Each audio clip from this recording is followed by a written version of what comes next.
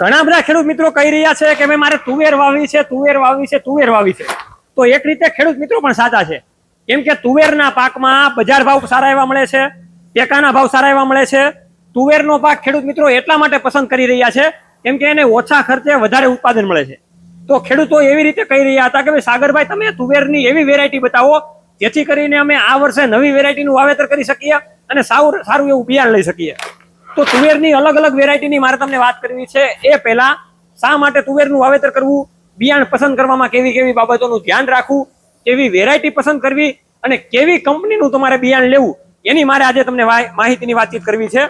તો અત્યારે આપણે નિધિ સીડ્સના પ્લાન્ટની અંદર આવી ગયા છીએ. તો તુવેરની વેરાયટીની ખાસ માહિતી આપવા માટે આપણી સાથે અત્યારે નિધિ સીડ્સમાંથી એના બ્રીડર એવા નયનભાઈ જોડાયેલા છે. નયનભાઈ, તમારો ખૂબ ખૂબ આભાર કે તમે ખેડૂત પુત્ર ગુજરાતી પ્લેટફોર્મમાં જોડાયા. આપણી નિધિ સીડ્સ કંપની એટલે કે સૌરાષ્ટ્રનું ઘરેણું કહેવાતી કંપની, અને ઘણા બધા ખેડૂત મિત્રો વર્ષોથી નિધિ સીડ્સના બિયારણ વાપરતા આવ્યા છે. આપણે રોડ ઉપર, રસ્તા ઉપર જતા હોઈએ તોય પણ આપણે નિધિ સીડ્સની બિયારણની થેલી જોવા મળે કે એમાં એક ગમે એ વસ્તુ લઈને જતા હોય છે.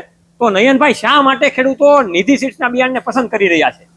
સાગરભાઈ, ખાસ કરીને જે નિધિ સીડ્સની સ્થાપનાની વાત કરું તો સ્થાપના એટલા માટે જ કરવામાં આવી હતી કે ભાઈ સારામાં સારી ક્વોલિટી વાળું બિયારણ આપણા ગામના ખેડૂતો સુધી કઈ રીતે આપણે પહોંચાડી શકીએ.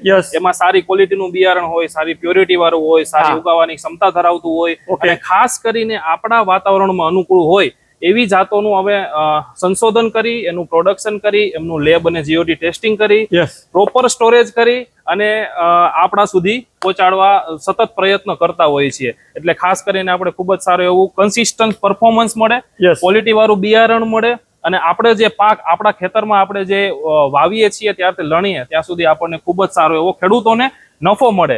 એ ટાઈપનું આપણે સતત સંશોધનથી લઈને આપણા સુધી જે બિયારણ આપીએ છીએ એ પ્રોપર સાયકલમાં બિયારણ આપતા હોઈએ છીએ. અને ખાસ કરીને અગાઉ આપણે વિડીયોમાં તમે લેબ પણ આપણી દેખાડી હતી આપણા ખેડૂત મિત્રોને, આપણો પ્રોસેસિંગ યુનિટ પણ દેખાડ્યો હતો. અને ખાસ કરીને જે આપણે સંશોધન કરીએ છીએ કે આપણે આપણા ભવિષ્યની જે જરૂરિયાતો છે, ખેડૂતોની જરૂરિયાતો છે, એમાં દાણાની ક્વોલિટી હોય, રોગ જીવાત સામે ટકી શકે એવી ક્ષમતા ધરાવતી જાતોની પસંદગી હોય, પ્રોડક્શનમાં એટલે કે આઇસોલેશન ડિસ્ટન્સ એટલે કે બે વેરાયટીનું જ્યાં પ્રોડક્શન કરાવતા હોય તેમનું અંતર એક ફિક્સ હોય છે.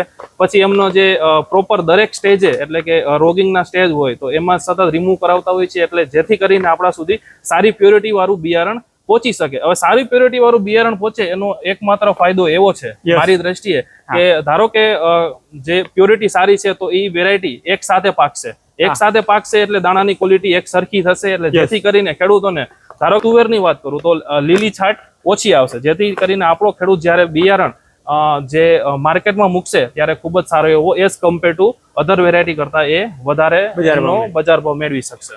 તો ખેડૂત મિત્રો, એટલે જ અમે ટકોરા સાથે વાત કરી રહ્યા છીએ કે જે પણ કંપની સારી રીતના ખેડૂતોને બિયારણ આપે છે એના વખાણ કરવા જરૂરી છે. એટલે જ અમે નિધિ સીડ્સની સારી એવી વસ્તુઓ બતાવીએ છીએ અને એના વખાણ કરીએ છીએ. મેઇન મુદ્દા ઉપર આપણે વાત કરીએ તો આજે આપણે માહિતી મેળવવાની છે તુવેરના પાક વિશે. તો ટૂંકમાં તમે માહિતી આપો નયનભાઈ કે તુવેરનું વાવેતર કરવું એ પહેલા એની વેરાયટી કેવી પસંદ કરવી અને બિયારણ પસંદ કરતા પહેલા કેવા કેવા મુદ્દાઓને ધ્યાનમાં રાખવા. ખાસ કરીને સાગરભાઈ, આપણા જે ખેડૂત મિત્રો છે એ સારા ઉગાવવા વાળું, સારી ઉત્પાદન ક્ષમતા ધરાવતું હોય એવું બિયારણ સતત એમના આજુબાજુના ફિલ્ડોમાં અથવા તો સોશિયલ મીડિયાના માધ્યમથી અથવા તો જે પ્લોટો હોય છે એમની વિઝિટ કરી, કંપનીઓની વિઝિટ કરી અને માહિતી મેળવતા હોય છે. પણ ખાસ કરીને જે બિયારણની પસંદગી છે આપણે એમાં સારું ઉત્પાદન ક્ષમતા તો ઓકે કે ભાઈ સારું ઉત્પાદન આપણે મળે એવું જ બિયારણ આપણે વાવવું જોઈએ. એમની સાથે સાથે ધારો કે તુવેરનો પાક છે તો એમાં બે રોગ આવતા હોય છે. ખાસ કરીને વિલ્ટ એટલે કે ફ્યુજેરિયમ વિલ્ટ એટલે કે આપણી દેશી ભાષામાં એને સુકારો કહીએ, અને બીજું સ્ટરીલિટી મોઝેક એટલે વંધત્વનો રોગ આવતો હોય. તો એ બે સામે ટકી શકે એવી જાતની આપણે પસંદગી કરવી જોઈએ. અને ત્રીજો અને મહત્વનો પોઈન્ટ એટલે કે જે એમની જે સિંગો છે ત્યાં પાકે ત્યારે ફાટી ન જવી જોઈએ. તો આ જે ત્રણ મુદ્દા છે એ ધ્યાને રાખી અને ખાસ કરીને આપણે આવનારી સિઝનમાં એટલે કે ઉનાળામાં શું વાવેતર કરવું છે, આપણી પાસે કેટલો સમયગાળો છે, આપણી પાસે પાણીની સુવિધા કેટલી છે, આ બધા મુદ્દાઓ ધ્યાને રાખી અને જે તુવેરના વેરાયટીની પસંદગી કરવી જોઈએ. તો નયનભાઈ, આપણા ખેડૂતોને તમે એ જણાવો કે શા માટે તુવેરના પાકનું વાવેતર કરવું જોઈએ. ઘણા બધા ખેડૂત મિત્રો લાગટ રીતે તુવેરનું વાવેતર કરતા હોય છે અને ઘણા બધા ખેડૂત મિત્રો એને આંતરપાક તરીકે કરતા હોય છે. તો તમે એની માહિતી ખાસ આપો. સાગરભાઈ, ખાસ કરીને તુવેરનો પાક એક અગત્યનો કઠોળ વર્ગનો પાક છે. યસ. હવે તુવેરના પાકની પસંદગી આપણે શા માટે કરવી જોઈએ? ઓકે. તો એમના 2-3 પોઈન્ટ છે. ભાઈ, ખાસ કરીને જેમનો જે ઇનપુટનો ખર્ચો છે, એટલે કે બિયારણ, ખાસ કરીને બિયારણ દર ઓછો અને બિયારણનો ખર્ચો ઓછો, ઓકે, એને વાવેતર કરવાનો ખર્ચો ઓછો. યસ. પછી એમને જે માવજતની વાત આવે કે ભાઈ માવજત એટલે કે ધારો કે તમે એકલ પાક તો ઓકે, રિલે પાકમાં પણ એટલે કે આંતર પાક આપણે કહેતા હોઈએ એમાં કરીએ તો 2 થી 2.5 મહિના આપણે જે એક્ઝિસ્ટિંગ પાક સાથે છે, ખાસ કરીને મગફળી છે, તો એમાં જ્યારે આપણે ઇરિગેશન આપતા હોય, ખાતર પાણી આપતા હોય તો એમનો ફાયદો થાય. એટલે ખાસ કરીને ઓછા ખર્ચે આપણે ખૂબ જ સારું ઉત્પાદન મળે, સારો નફો એ મળે. અને ખાસ કરીને જે ખેડૂતો છે એ 1.5 સિઝનમાં 2 પાક લઈ શકે. તો હવે આપણા ખેડૂતોને તમે એ જણાવો કે નિધિ સીડ્સ કેવી કેવી દમદાર વેરાયટી લઈને આવ્યું છે જેથી કરીને ખેડૂતો એને જલ્દીથી અપનાવે?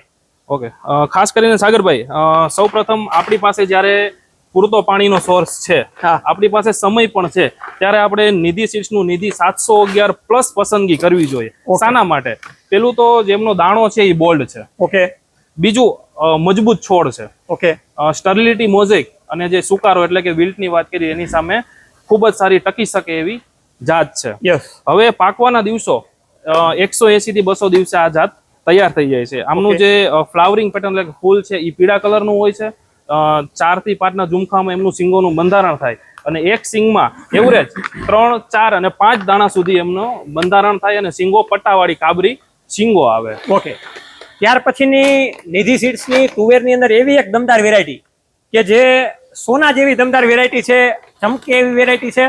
અને ગયા વર્ષે નયનભાઈ તમારી આ વેરાયટી લેવા ખેડૂતોના અમને પણ ઘણા બધા ફોન આવતા, પણ એગ્રોમાં માલ ઉપલબ્ધ ના હોવાને કારણે ઘણા બધા ખેડૂત મિત્રો વાવી શક્યા નથી.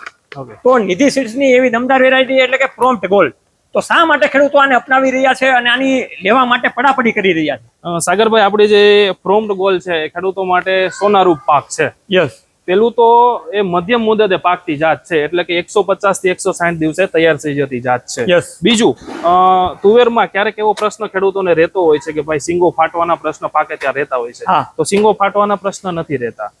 મધ્યમ મુદતે પાકે છે એટલે આવનારી સિઝન એટલે કે ઉનાળુ સિઝન છે એમનું વાવેતર આપણે ધારો કે તલનું કરવું છે તો મગઅડદનું કરવું છે તો વહેલી જમીન ખાલી થઈ જાય. ટોટલ કેટલા દિવસનો પાક હોય છે? ખાસ કરીને સાગરભાઈ, જે આપણે પ્રોમ્પ્ટ ગોલ છે, ખરેખર પાકવાના દિવસો એટલે કે થોડું વેરિએશન એટલા માટે રહેતું હોય છે કે ભાઈ વાતાવરણની અસર હોય છે, પણ એવરેજ 150 થી 160 દિવસે આ તૈયાર થઈ જાય. હવે ફ્લાવરિંગ એટલે આનું જે ફૂલ છે એ ક્રીમિશ ટાઈપનું આમનું ફૂલ થાય છે, એમનું સિંગોનું ઝુમખામાં બંધારણ થાય. યસ.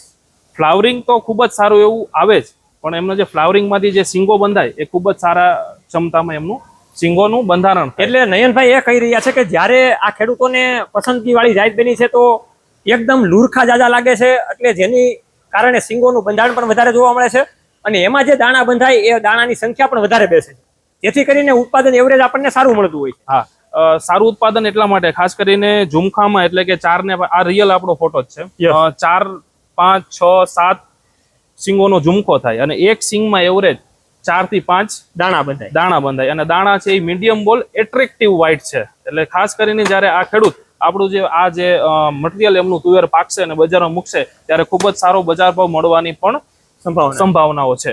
બીજું કે આમાં રોગ પ્રતિકારક શક્તિની પણ તમે આપણા ખેડૂતોને જણાવી દો. સાગરભાઈ, આપણે અગાઉના વિડીયો આપણે બતાવ્યું કે ભાઈ આપણી પાસે ખૂબ જ સારી એવી જીન બેંક છે, તો એમાંથી જ પસંદ કરી એટલે કે સંશોધન કરીને બનાવેલી જાત આ છે. ખાસ કરીને આપણા જે ગુજરાતભરના ખેડૂતો છે એમના પ્રકારની જે ગુજરાતમાં જે જમીન છે એમાં ખૂબ જ સુટેબલ વેરાયટી છે, એટલે ખૂબ જ સારું એવું ઉત્પાદન ક્ષમતા આવશે, રોગ જીવાત સામે અડીખમ ઊભી પણ રહેશે. ઓકે, એવી સારી વેરાયટી છે. હા. હવે ત્યાર પછી ખેડૂત મિત્રો લાલ ફૂલ વાળી ઘણા બધા ખેડૂત મિત્રો તુવેર વાવવાનું પસંદ કરી રહ્યા હોય છે, તો આ વેરાયટી જે વૈશાલી છે એ પણ વર્ષોથી દમદાર વેરાયટી છે, તો એની પણ તમે ખેડૂત મિત્રોને ખાસ માહિતી આપો. ખાસ કરીને સાગરભાઈ, જે નિધિ સીડ્સનું જે વૈશાલી તુવેર છે ખાસ કરીને લાલ ફૂલવાળી જાત તરીકે પ્રચલિત છે. ઓકે. છેલ્લા 4-5 વર્ષથી કન્સિસ્ટન્ટ સારું એવું ઉત્પાદન આપતી જાત એટલે કે અડીખમ જાત કહી શકાય. કે એમાં જે સુકારાના પ્રશ્નો હોય, વંધત્વ સ્ટર્લિટી મોઝેકના પ્રશ્નો ખૂબ જ નહીવત આવે છે. અને જેમનો મીડિયમ બોલ્ડ દાણો છે અને મધ્યમ મુદતે પાકે છે. જે અગાઉ આપણે જે પ્રોમ્પ્ટ ગોલ છે એ મધ્યમ મુદતે પાકે, જે આપણે વૈશાલી છે એ મધ્યમ મુદતે પાકતી જાત છે, એટલે આવનારી સિઝનમાં પણ આપણને જમીન વેલી ખાલી થઈ જાય અને ઉત્પાદન ક્ષમતા તો સારી છે જ. તો ખેડૂત મિત્રો નયનભાઈએ આપણને નિધિ સીડ્સના બિયારણની ખાસ માહિતી આપી અને એમાંય અલગ અલગ વેરાયટીની તુવેરની પણ આપણને માહિતી આપી છે. તો વધારે માહિતી માટે અને નિધિ સીડ્સના બિયારણ પસંદ કરવા માટે એનો કંપનીનો નીચે કોન્ટેક્ટ નંબર આપેલો છે. આજે જ કોલ કરીને વધારે માહિતી મેળવી શકો છો, વાર્તાલાપ કરી શકો છો અને સારા એવા ઉત્પાદન માટે, સોના જેવા બજાર ભાવ મેળવવા માટે તમે નિધિ સીડ્સની તુવેરનું બિયારણ વાવો અને સારું એવું ઉત્પાદન મેળવો.